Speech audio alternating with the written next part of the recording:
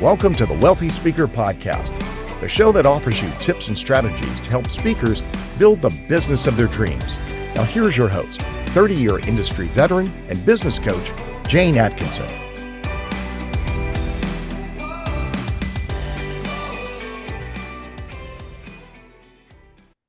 Well, welcome everyone to the Wealthy Speaker Podcast. We are launching our fall season with the amazing Lesley Everett, a speaker who originally hailed from across the pond. Lesley, welcome to the show. Thank you, Jane. It's a long time coming. It's so good to see you again and speak to you. We were just discussing before we began recording that we probably saw each other last at the Global Speakers Federation conference in Vancouver, which, as you said, was over 11 years ago. So it's been a long time since we've caught up. And your life has changed dramatically. Yes. Tell everybody, the way that I knew you was as a very prominent UK speaker. Talk a little bit about your UK speaking business to begin. Yeah, sure. I mean, I've been speaking now for 20 plus years, so had a very well established speaking business and training, because I developed the walking tall methodology, as you've probably heard of, with that little giraffe. And, you know, me being just 5'1.5" tall, the giraffe was always a good brand to have. Okay.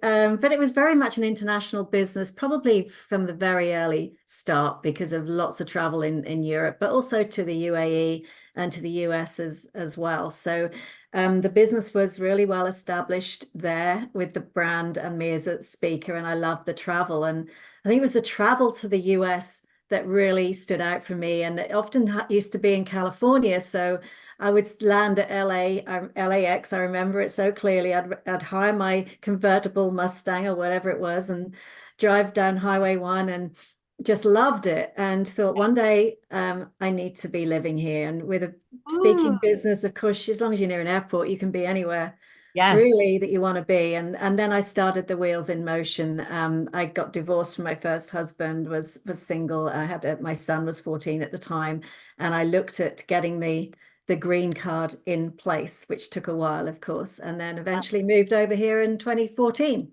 So and so 2014, it's been a decade. For those of you who know Lesley and have followed this journey, I was going to say, what was that, 4 or 5 years ago, not 10 years ago. I know. So you picked up your entire life and you moved to a new country. And having moved from Canada to the US, from Canada to Australia, moving to a new country is such a massive challenge. And I want to talk to you about speaking globally, but talk a little bit about just the logistics of arriving. Where did you choose in California to live? And how did you kind of start to set up shop here as a speaker?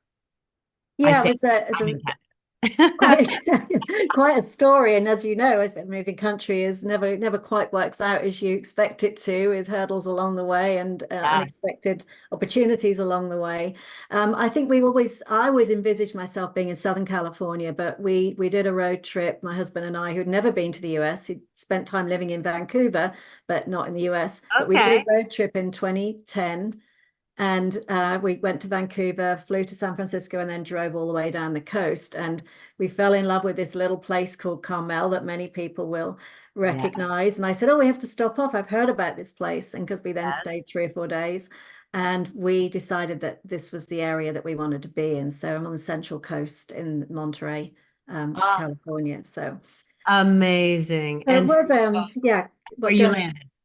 That's where we landed. Yeah. So it was, me being me. Anyone puts something in front of me and says, you know, there's an opportunity here. Do you want it? I'm going to take it. That's the story of my life. And usually it's worked out pretty well. And I don't really remember a time when I've ever regretted any opportunities that I've taken. But because I knew it was possible, I thought, well, let's do it. And Chris, my husband, we got married here in 2011, and my son was up for it. He just graduated from university in the UK and was up for it as well. And his dad was fine, and everything was kind of falling into place. And the immigration lawyer, it just all fell into place. It was, I think, moving over, I thought that, yeah, this is going to be pretty straightforward. I've got an international speaking business. I can just uproots and put it anywhere that I want to, as long as I'm Yes. near an airport. And it wasn't quite the same as that. It was actually more like starting again. Yes, it's Really, like and you a have to really plan that relaunch of totally. your entire business. And Hmm. did you find yourself going back to speak in around Europe and the UK? Like how much travel did you have to do in that first year? Yeah, there was a lot still. I was going back 6 or 7 times in the first years, really up to about when COVID was there. I was back Oh, several times a year, which was good, but partly to see family. So I would wrap it up with work and speaking as well, yeah. and going back to Europe for sure. And I still do now. I'm still finding myself with coaching, consultancy, particularly that side of my business, which we'll talk about. I'm Mm. still working a lot all over the world with that, and still traveling, or that's picking up again now, obviously after COVID. So Incredible. yeah. Well, one of the reasons that prompted this interview was I was following you and I didn't, unfortunately, Facebook is just so much noise. I have to pluck out things like, hey, wait a second. They bought a bakery. I want to hear about that. Tell me about this decision Oh my God. to purchase a bakery and what happened with that. Well, we didn't actually purchase it. We started it from scratch. We had this great idea, and me being in branding and stuff, and we had an opportunity, and we were baking a lot of English food. I love to cook. I don't have a background in it, but apart from like food and nutrition at school, no background in it. But we had this opportunity where people were loving this British food, and it sort of landed in our lap. And again, as I said earlier, an opportunity facing me. Challenge I'm not going to accepted. say no. Yeah. Because that's me. And my husband was quite happy with that. So we started that we had an opportunity to take over a bakery, beautiful little place and a beautiful little Victorian building in a place called Salinas, very much John Steinbeck country, and agriculture was beautiful. And we called it the Great British Bake Shop. And we launched the brand within a month. We created the name, had all the design done, had everything redecorated, created all the recipes and the systems, and we launched it and opened within a month, which was, a massive achievement for us. And we've run it for 2 years really successfully, and we got to a point, well, what do we do now?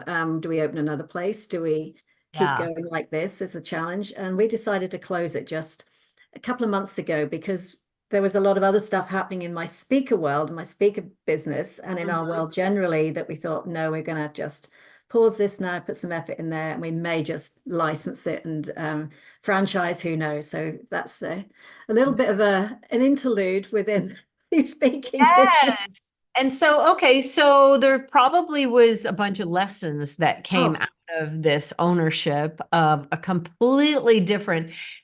Let me ask you this. Did it satisfy any kind of need for something different and new? it's a great question, that, and I'm so glad we did this, because there are so many lessons. I used to love getting out and being creative, so I'd have to have days when I would be there and other days when I wasn't, but using a different part of my brain. And I really experienced this for real, rather than what we tend to do is we'll do the same kind of thing all the time. But this was a real shift. So Yes. being in that bakery and creating something, trying out new things that people would then buy for money and eat and enjoy and come back and buy, and having orders and things, that was so satisfying. And I think that's always been a part of me, really, is creating something that people want and need and are willing to pay for. But I think, one of the biggest lessons was really, oh my goodness, I was the one who was running all of the finances and had the detail down to the nth degree of where the profit margins were, and efficiency, and how much time. And obviously, it's nowhere near as big a profit margin as we might have in the speaking world, Yes. but well perceived, because we don't cost out our time a lot of the time. But I Right. knew the cost of every product down to the last cent, and with fluctuations in costs and everything we were spending, and how much time we were spending creating products. Hmm. And I thought, wow, if we just applied some of these lessons on running a very tight P&L and looking at efficiencies and time to our speaker businesses, we could probably all be an awful lot more profitable. Oh my So gosh. that was the biggest lesson. That is such a good lesson. And having worked as an assistant manager in a restaurant, we did inventory every Sunday night. And I was in charge of plugging in the cost per pound of chicken and how much each recipe used and da da da da. Like we had it down. I had never even seen a P&L so like down to the penny. Yeah. So talk just as out of curiosity, tell everybody, I think I know some of them. Tell everybody what some of the products that you would have had. Was it Cornish, what is it called? Yeah, Cornish Cornish pasty? pasties, yeah. Yes, Yeah, we yes. couldn't call them that because the Cornish people might get upset. So we called them Suffolk pasties, yeah, beef pasties, Suffolk pasties is where Okay. they came from. So But like a Cornish pasty, yeah. which is like a dumpling with meat in it. That's not probably a very good It's example, but a it's a pastry, and it was designed originally for the coal miners, where it was quite a short crust pastry that was crimped around the edges like a semicircle shape because you could hold it then with this crust, and yes. inside you'd have like a full meal was the idea. So there would be meat, diced potato, Oh, see, diced now that would carrots. be. I'm going to Yeah. tell my friend about this. She was trying to figure out how to feed her. I just went to a wedding and she married a farmer and she's a baker, not Ah, a like a chef. Well, this is exactly the type of thing I think she would totally get into. So, oh, what good. are some other things that you hold in your hand like that? Because I think that there's quite a few, aren't there? Well, there was that one that was the history of that, and that was our most popular product, and the kids did love it as well. We used to have people come in, families buying it for their kids. But the pan-held pies were another one. So our steak and ale pie and our curried vegetable pie and our ham and egg breakfast pie, which was really the start of it. But my grandmother used to make them at Christmas with the leftover ham. And my mother then did, and I was taught to do it, and I made them here and thought, oh my goodness, these are I've missed these so much. And then our friends loved them, and that the ham and egg pie was the start of this whole mad episode in our lives, which turned out to be so rewarding. So, Amazing. Sausage rolls, all of those sausage rolls, yep, basically they take meat and they put pastry yep. around. There's a lot of that, yeah. And then the sweet stuff, the Bakewell tarts, which the raspberry preserve and the fresh ground almond topping, and yeah, those were Oh, popular too. well, this is just wonderful. You're bringing me back to when I was 25. I lived in Australia for a year, Yeah, and there was a lot of British influence on the food there. So, uh, absolutely.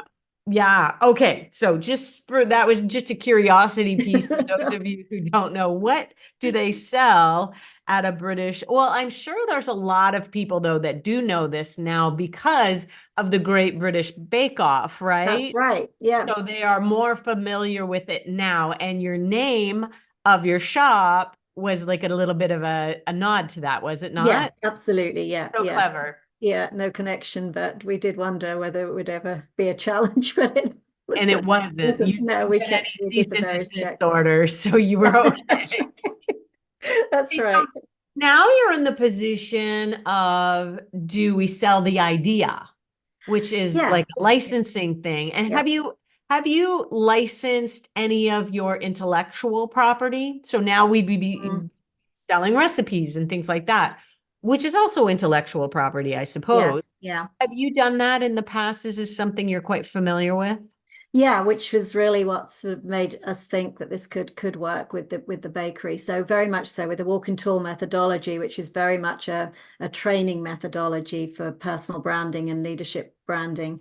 I've licensed that to other trainers that I've trained up in various parts of the world, Australia, Hong Kong as well, and the US, as Okay. well as the UK. So licensed it there and also licensed it into larger companies, which of which Marriott was one particular hotel we So had. So let's go down this rabbit hole a little bit. For people who want to license their intellectual property, what would be some advice or things that they need to watch out for? What are some of the things that oh yes, we got over that hurdle by doing this? Like mhm. what would be some some barriers? Um, I think first of all, being aware of getting the right people to represent the brand, that was really important to me, and Yeah. making sure that they were going to represent the brand in the way and have the same approach, same ethos as Yes. me, rather than just money making, perhaps. Would you say that comes down to similar shared values? Yeah, absolutely. Yeah. Yeah. And I don't know how you find out about values. I think it's probably you would date them for a while Mm. and start to learn more about them over a series of meetings, something like that. Yeah, and getting external feedback as well, getting some references, having verbal conversations with people, Yes. asking them very open questions, the potential licensee themselves, asking very open questions about things that would let them speak, and you can kind of read between the lines. And I think as a coach as well, you're very good at kind of reading what's being said when it's Yeah. not being said. So that was an important piece. Oh, What else was important? The documenting the whole system, which I often, when I was Global Speakers Federation president, I obviously spoke around the world at different conferences. And one of my topic areas was around this is building your business with the exit plan in mind as a speaker. I This love was one that. thing, yeah, that was one of the things that I thought, well, this is a really important thing. What do we want to do one day? If it's just us and nothing's written down and no one else can do it, is that's okay for some people, of course. But if Yeah. you don't want that to be the case, document the entire system, document your system. I have a manual to this day with slides and the methodology written down on how to teach that. But what I did was as well, I think was one of the most important things is I didn't want people to read notes and slides parrot fashion from how I would do it. I didn't ever want it delivered exactly as I wanted to deliver Yes. it. Don't be Yes. too precious about that, Okay. because you're recruiting the right people who have their own strengths that Yeah. maybe I don't have. No Yes. own way of looking at things, which is the beauty of it, their own expertise that they can bring to this. As long as the key points are followed and nothing's there that's kind of in there that I don't agree with the philosophy of or whatever, then we're good. Let it go. But yeah, document it, but don't be too precious. Would you see them speak a few times delivering your material just to kind of make any tweaks or, okay, just so you know, this is actually the idea behind that, not the direction that you had gone? Like, did you do that? Yeah, very much so. And often, of course, that would be recorded if they're in a different country. Yes. So part of the training would be delivery, but I wanted to see it delivered for real at least 3 times and Okay. get feedback. They would have to get quite detailed feedback from their attendees as well. Yeah. Okay. Nice. You know, if your plan is to sell your business, it's all going to come down to the systems, wouldn't you say? Mhm. And the Yeah. profit Mm. and loss statement. Those are Yeah. the things. And so they are kind of the same thing, really. You have to have great systems in order to have a really good, solid P&L. Yeah, exactly right. And it's good. It's a great advice to whatever stage you're at in your business to have that in mind now. Just think about that. Going Yeah. back to this, have the exit plan in mind, even if you'd never sell it. It's Yeah. good practice and it helps your profitability anyway. So, just have it in mind. If I was going to sell it, what would I need? And I Hmm. think the other thing you asked, what are the most important things, was the trademarking of what you're doing, copyright on everything. However, a note on trademarking, and we had probably a couple of tests to that trademark over the years. Hmm. You've got to be prepared to defend it as well, which Yes. can be expensive. And if That you don't defend it, you can lose it. It's a That's my real big thing. challenge. Yeah, Yeah, about trademarking. The wealthy speaker is not trademarked. right. Um, there's a guy out there who has a wealthy speaker podcast, which is not my podcast. I forget. We named it slightly different. I've actually been on his show. I Mhm. I I am not prepared to defend it. Yeah, And so, therefore, I have not gone to the time and energy and expense to trademark it. And absolutely. Yeah. that could be a big miss on my part, but I don't operate from that place. But when you're getting into what you're talking about, you need more legal protections in place. As a one Yeah. person shop and a coach, I feel like I'm just going to do my thing and people will know it's me. I'm not, Well, that's the thing. Yeah, it depends on how big you want to take it. So trademark, yes, yes, if you want to, but you've got to be prepared for that. And I think yes, it's something that Alan Weiss has often said, the value is in you, the brand. And I do think that is the key with as speakers. And if we're going into consultancy coaching, we are the brand, we're the value of that, and people can't copy you. However, if you've got a system and a methodology. So I always did that. I separated myself, the brand as a speaker, to the yeah, walking tour methodology that I yeah. could then license and potentially franchise. So that was the plan there. Yeah. Very clever. Very clever. All right. So switching gears over to just some of the things that you've done quite successfully and tapping into your knowledge as a branding expert, what are some things from a branding perspective that speakers need to be thinking about? I think there's several things really. It's being very on top of what are the topical areas that audiences and meeting planners for a start are really having to search out, and bearing in mind that meeting planners don't necessarily know your topic area and content well, but they know they know the challenges that businesses have, or they've got the brief of find me a speaker who speaks on this. Right. So it's really knowing what the topic areas are and then being the best at that you possibly can be with being visible. And it goes back to the Alan Weiss thing again, which I absolutely agree with, is it's not get me a speaker on XYZ leadership, but get me Lesley Everett. I need her to speak at this conference. Right. That's what I'm always having in mind. Why would they search me out? Because that I not only fill the gap, but they know that I'm the best at that. So two So things. Yeah. yeah, that also goes back to picking a lane. Like Yes, you cannot be the best at five different, completely different topic areas. exactly. And it's always something that it always intrigues me, and still does to this day, when speaker bureaus or whoever it is asking me for some keynote topics. And I only ever give two, Yeah. because I think, well, you don't want me to have a whole range of keynotes. Surely, I can adapt the title rather to be what you need, and tailor the content. Yeah. I don't have a ton of keynote titles, and it always intrigues me that some speakers will have loads of keynote titles, Yeah. different keynotes, and I never do. I would never give them two. I think two is great. One is great. If it's walking tall, it's walking tall. That's what That's it is, right. all the way up, all the way down. And if you want it focused on the Yeah. corporate brand, that's great. Or if you want it focused on people's careers, then that's great. So I have those two that the whole methodology touches on. So So really, you interesting. have one topic that's Mhm. the same topic for two different audiences. And so you look at your outlines, you tweak your outlines Yeah, appropriately. yeah. But you're right, it is picking a lane. It just, as we still see it a lot today, leadership speaker. Well, it's the same thing. It's never changed. You've got to Mm, differentiate what part of leadership, and you'll find what really is the buzzword for companies and corporates. What are they looking for? What are associations looking for? What's keeping them awake at night? How does your topic really fulfill that space? mm. How specific is it? I love it. I love it. Okay, so give us some tips on speaking around the world.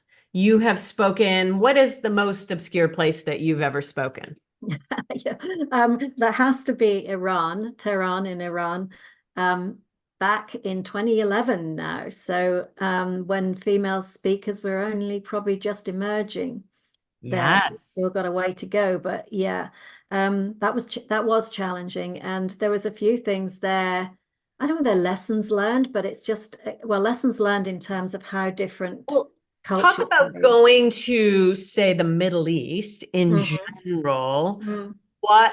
Do they expect women to all have their heads covered? Like, what are some of the things that you might not know going in to speak, even in Abu Dhabi?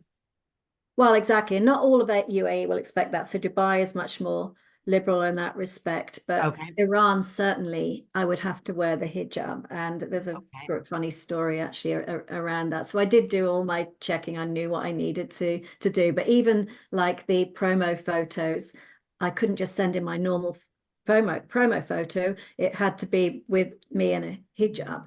And they put it all on billboards around the city. It was all incredible. This like me in this hijab. That's why they needed me in a hijab as well. So that had to bear that in mind. Billboards. And what Yeah, did it say on, did you take a I picture took of these that. Yeah, billboards? I came across it the other day. It was all in Farsi, their language. And So I don't know what it said, but you don't know what it said. Come and yeah. see this speaker? Like, what an odd thing to promote. Yeah. Oh yeah. I mean the other Okay, so speakers. what was your topic? It was around, but again, it was personal branding in business and how you differentiate yourself and how you discover your expertise and build it, package it, promote it, get visible with it. But the audience was only, there was about 1,000 in the audience, so about 5% female. So, which I was surprised. I knew it would be a very minimal female representation, but it was aimed at business leaders. But Why did they want a woman? it's a very good question. I don't feel at the time they were ready for female speakers, and Like I'll it give was a you an long time ago. example. What year was this? Do you remember the? 2011. So yeah, it was a Yeah. reasonable time ago. Maybe moving the meeting planner was very forward thinking, and I think Yeah. he thought it was Ahead time. I of think it was the ahead of first. their time, perhaps. Yeah, I think so. And it was good. I think it was the first female speaker he brought out to with there was a lineup of 8 of us, 7 of them men, and most of those I did know from the speaker circuit. So that was great. Some had been before, so I was able to tap into that. And there was a couple of funny things that I arrived at the airport. I'd done all my due diligence on what I needed to wear. A trouser suit, had a relatively long jacket that covered my curvy bits, as you couldn't have any curvy bits on display. And I remember getting picked up from the airport. My husband came with me because I wasn't sure if I wanted to go or not. And they said, well, we will get his visa sorted and everything as well. And so we did, and he's up for an adventure. So I Wow. got there. It was November and it was snowing, really cold. And I had my ski jacket with my jeans on and got the taxi to the airport. And the guy, I think was the meeting planner's father, when we checked into the hotel, it was like 3 o'clock in the morning, and he said, do you have a longer jacket, in his broken English? And I said, no. He said, well, your jacket is fine in the hotel, but you can't walk out in the streets with that ski jacket because it kind of finished just across Right. my backside, which was not covering it enough. So I then started to worry about my entire outfit. So next morning I had met with the meeting planner, got my trouser suit on and said, is this going to be okay? And I turned around and he's going, I don't know, if you don't bend over at all, it'll be fine. So panic mode set in, and I had a few hours, and a friend of mine, another speaker, he said, I know where we need to go. We charged down the street in the snow and ice. He couldn't hold my hand because you're not allowed that contact, Okay. and unless you're married, and even then it's like a bit. So I had to rush down the street in the ice and snow to this little tiny shop where I had to get a longer coat. It's like a flipping raincoat, and I'm only 5'1.5", trussed up with this hijab on. I felt like I was going out in a snowstorm or something, and I had to present on stage in that, which was a challenge. Wow. So That I is learned a lot. incredible. And can we just pay some respect to the people who do make this choice to wear uh, Mm. something covering their hair every day, something Oh, covering yes. every day? I mean, that is something that I think we're seeing more and more in my hometown right now. And Mm. so just know that we're, this is just you going in there and this is your experience. Yes, yeah, exactly. And I did what I could to make sure I knew how to respect the culture. And Respect I think there's their culture. absolutely, yeah, That's and you can push against it as much as you want to, but what if you stand up there and the minute they see you, they are turned off because of mm, something? So now the words that come out of your mouth don't matter at all. exactly. Yeah, Okay. yeah. So, what other, okay, so we've talked about Middle East.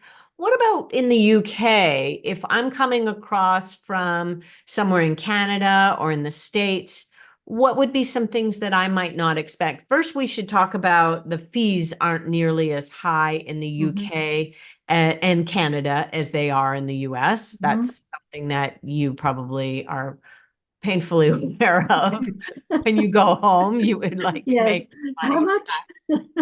Yes, Yeah. gulp. Yeah. Other things to be aware of. I think generally wherever we go is just don't make assumptions based on what you've read in the media or heard someone say. Do as much checking as you possibly can. Something I commented on a post the other day is assuming that we know a place because we visited once 20 years ago and things have changed. Okay. That can be insulting, obviously, to an audience. Mm. Spelling's better in Canada than the US going into the UK, but that all important you and the words like color and humor, Yes. those, although we're pretty forgiving in the UK, where they will know that's a US spelling, but it just shows that little bit of extra You didn't attention. try that hard when it's really it's the only word on your Yes. slide and you spelled it incorrectly for this audience. Talk about the UK audiences in terms of like maybe rah doesn't fly as much. So Yeah. how do you explain that? Yeah, that's a big one as well. Generally, we're all a bit, we have a great sense of humor, by the way, of course. Okay. That's sarcasm, which is not Dry? just Is it a dry sense of humor? dry, sarcastic sense of humor in the Okay. UK, but we don't generally like all the getting up and dancing and the rah-rah and the touchy-feely hugging and stuff. That doesn't go down well. So if you're going to do that in your presentation normally, then, be very well aware that there are high energy sales audience and it's going to go down well, and ask and make sure you double check and triple check. Otherwise, leave it out. Not too much of that. That's not good for us. No. Okay. What is a thing that I'm totally putting you on the spot here, Lesley. I'm sorry. That you should have checked, and then on the stage, something happened that because you didn't know, or because, there was a last minute scramble as a result, kind of similar to the Iran story. Let me think. I mean, I'm just trying to think that would be anything directly linked to the UK or Europe. Um, that's a good one, Jane. I'm Maybe thinking they, maybe another country where something crazy happened in the audience that, you thought something about it and they thought something different. I don't know. yeah, I think it comes down to more of the general advice as well, is just checking. I mean, the UK audiences appreciate the level of detailing and tailoring that you can put in. So first Okay. off, if there's well, there's a couple of things. Politics we don't tend to talk about. That's such a good topic to Yeah. bring up. So especially When now, we don't want to be. filming this, everybody, it's like 6 weeks, I think, maybe Yeah. 4 weeks from the American election. I can't even imagine how this is like landing for you. You've been through what? This is your third election, perhaps, that you're Yeah. witnessing front Yeah. row. Yeah. Yeah. Um, what is okay? So politics in any country, would you say? I think yes. And if I'm really giving advice to perhaps Americans going into any other country, particularly I'll talk about Europe and the UK, but any country, I think you'd be well advised right now to know what you're going to say about politics, because you are absolutely going to be asked about this election and for quite some time afterwards, whatever the result. And I think whatever the party that you support is, be really clear about what you're going to say, and you don't want to be going into it in any depth particularly, but you're going to get asked about it. So have your answer ready. How does that happen? Does it happen during a Q&A session, or is it just you're having lunch with a bunch of people and they ask you? How Could be either. Yeah. it could be either. Okay. Wow. Unlikely to be from an audience Q&A, although I get asked it quite a bit. If I'm talking about branding and maybe celebrities' personal brands, that might crop up, and then I might get asked about a prominent person in politics at that time. I never get drawn on that. I will never go into any depth on Yeah. politics at all. So So I'll have, you're when somebody, okay, so let's say you're sitting around a lunch table and there's six people and somebody brings up politics, what is your pat answer then to not get drawn in? I'll just say kind of general things. Yeah, it's an interesting time, and if we're right now, if I'm being asked, whatever the outcome is going to be, it's going to be huge.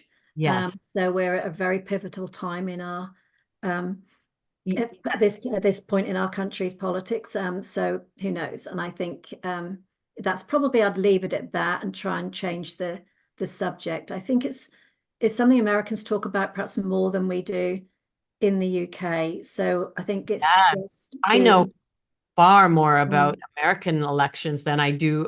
I think we're going yeah, to call one here in Canada here soon. yeah, right. And I'd be lucky to even name who all the people that might be running are. Interesting, yeah, isn't it? Yeah, The whole we've got a world is gentleman looking at right US. now whose name nobody can pronounce. So I don't know what's going to happen there. So I know far more about, and I think okay, so what you're saying is it's the same in the UK that people don't necessarily know.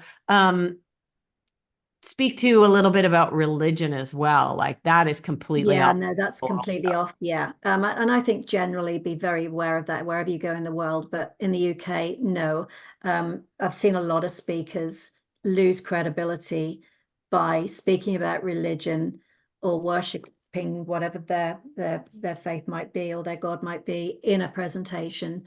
And that Right. would be a complete turn off in the Yeah. UK, unless it's a particular audience that you would expect that to be. But no, it's not something that we're comfortable with including in presentations. So There are some rules around, not rules, but when you go to Asia and surrounding, and this is all as the GIA, as the Global Speakers Federation president, you did. mm, Um, what are some things that people might not know about visiting Asian countries? I think there's a way that mm. you're supposed to hand your business card over that is very different from us. What are some of those things? Yeah, that's certainly one. I think the biggest thing to be aware of, and particularly because we're so confident with using it in the US and Canada, is the involving the audience. In Asia, they don't like to particularly participate Oh, generally. I mean, again, do your due diligence with that audience, but they don't generally, they certainly wouldn't like to be picked on in an audience. Let's just pick on someone here. Share with me your thoughts on this, or what did you just come up with in that little 2-minute exercise we just did? That would be a no. complete no-no to Okay. do that. Anything hierarchical that questions that, or if you're asking somebody to speak up, maybe when their manager's sitting next to them or something like that, that could be a no-no as well. So just be aware of putting people on the spot generally. Getting people to raise their hand is not going to happen in general. So they just won't put themselves in any sort of visual Okay, so place. audience interaction, and would that be all of that kind of South Pacific area? It's not the same in Australia, Yeah. for sure. But what about like the Philippines? Yeah, the Philippines, Singapore a Same. little bit different, but Thailand, India, Japan, China. You would Okay. have to be very careful with that. I'm not saying Okay. that every audience, but you definitely want to make sure that you're checking it out with Okay. people that know that people that know the answer. Yeah. Yeah, Yeah. I would steer clear of it. They want the content. They don't want to be involved or put on the spot or picked out in any way. Oh, highlighted, Yeah, spotlighted. Okay. spotlighted. Yeah, that wouldn't go down well. Oh, that's so good. That's such great information. That's something I've been in this business for over 30 years. I did not know that you didn't want to Yeah, do that. you could see how that could be damaging. I mean, in Iran as well, I mean, there in certain cultures there, you don't shake hands with a woman. And of course, we met as speakers, we meet so many people around the world, and the first thing is you shake hands. It's just a natural thing. Right. I went to do it several times, and it's not a good thing. Sometimes Yes. the more liberal men will do it if I've offered it, but you certainly, as a man, you would never offer a Right. handshake to a woman there. So, Okay. uh, Yeah, it's worth checking these things out before we For go. What are sure. the absolute no-nos? Yeah, and the purpose of this podcast is always to give you food for thought that Mm, you can then dive into further. Oh, maybe I better find out some things. I'm going to Portugal next month. I better figure out yeah, what are some things that I need to steer clear of. absolutely. Yeah, Yeah. just do all of that and search. Well, we've got so much information at our fingertips and Mhm. so much available on AI and And contacts we have. pronunciations of various things, Google and YouTube are so helpful. There's Mm, a little video on almost every name that you can think of on how to pronounce it. yeah, I'm sure. So I've learned a lot from that, and I love to make sure that I Well, I pronounce think, names. well, names are really important, but I think Americans as well, we would be much appreciated in England if you said oregano instead of oregano, or basil instead of basil, or vase instead of vase. And sometimes I look at you and think, what did she just say? Yeah. And there's a few that I've heard from the Daily Show when they used to have Trevor Noah, who is from South Okay. Africa, who kind of sounds sometimes like he would always say some words that made me go, oh, okay, that's right. That's how they pronounce it there. Yeah, Okay, controversy. That's the one. Controversy. controversy. That's right. You say it. How do you say controversy? Well, I forget now which is one, but controversy, I would say in English. But Okay. controversy, I think that's the right way around. I've been here 10 years now. I sometimes forget which way around they Or often. maybe it's Jimmy Fallon who was just making fun of the word. And anyway, Yeah, there's so many like that. don't Yeah. get your tips from Jimmy Fallon. Okay. Well, if there's anything that you have learned from your speaking business that you think has helped you rise to the top, what would you say? What advice would you give yourself, your 20-year younger self? Yeah, I would say never be a diva. Never ever demand things that are just not essential. I've never asked for business class travel internationally. Okay. If they want to pay it, I'll ask the question. If they do, that's great. If not, I've never done that. I've always tried to just be as easy to book as I possibly can be, as pleasant to deal with as I possibly can Yeah. be. That's not always easy, of course, and there's lots of things that can crop up. I don't like dealing with the payment and money side of it. So always have an assistant that can chase that invoice that's not being paid. Yes. Getting paid up front always, because I don't want the last thing they have to remember me by is my team chasing a And pay. wouldn't you say that make sure the money's in the bank before you hop on a plane for Yes, yes. international travel? 28 days I asked for Let's it be in full. suspicious of all. There's so many scams out there, and a lot of them are overseas. Yes. Now, we have a whole episode, by the way, on that um, with somebody who really went quite far down the road on a speaking engagement that was not legit. And she tells about how, Oh, so really anything overseas, there's a red mhm. flag on the play. The minute it comes into your inbox, Yep. assume it's fraudulent and then start your due diligence to, be sure that it is. Have you ever Yes. had anything like that happen to you? I've not had any scams. I have had a gig that I turned down about 4 weeks beforehand because the money was just not forthcoming. Yes. And it was in a beautiful part of the world that I'd never been to. Really wanted to go, so Really you wanted to were go. motivated. And as soon as I had to make the decision, and I knew that once I made the decision, that was it. There was no going back, and Yes, I had to be really solid with that. So I said, I'm not coming. I know. I can that's it. And I didn't offer to find another speaker because why would I? They hadn't paid me. I'm not going to put someone else in that position. And Right. immediately they did that. They then transferred money over, which I then returned Good. completely. So I didn't go back on my word. But that's the only time. It was just stringing me along all this time. It was always on its way. There was a hold up at the bank. We've all Yeah. heard this. So Yes. I had to make that tough decision to Now, pull out. And giving the money back would have been the hardest part of that. Oh yeah, once you sit in your account, It's you like, think, God, oh, geez. Oh, no, boy. so yeah, that's it. But we have to be really careful. Yeah, 28 days in advance, I absolutely insist on. That's Um, good.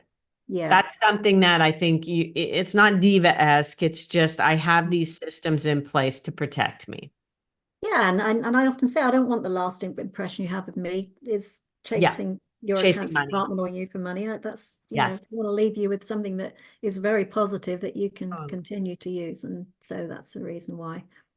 Lesley Everett, I have so enjoyed catching up with you, my friend. Me too. Please tell everyone if they would like to get in touch with you. What's your best? Do you love LinkedIn? Where do you hang out? Yeah, LinkedIn is really my go-to now. So it's Lesley spelled Lesley, of course, as in my screen name here. It's spelled IE a lot in the US. It's another little Yes. bug of mine, always spelling people's names correctly. Yes. Yeah, so that's the best way is LinkedIn. My website is easy as well. It's leslieeverett.com. So Okay. Thank you so much for being with us. I hope that people are walking away with a couple of things that they just need to investigate further about doing international gigs and international travel. I appreciate your time and the guidance that you've given us on this. And maybe you'll be licensing your bake shop. And who knows? Watch out now for I'm like success. hungry for sausage rolls and Cornish pasties and a pasta. And I want Pasty. it all. Pasty. That's right. I want it all. Thank you so much for being here. And if you're tuning in, thank you for listening. And with that, we're going to say, see you soon, wealthy speakers. Bye for now. Thank you, Jane.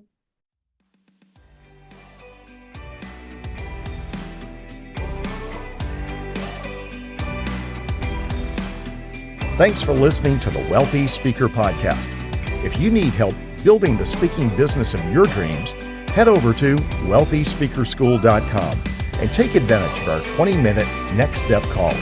Thanks for listening to the Wealthy Speaker Podcast.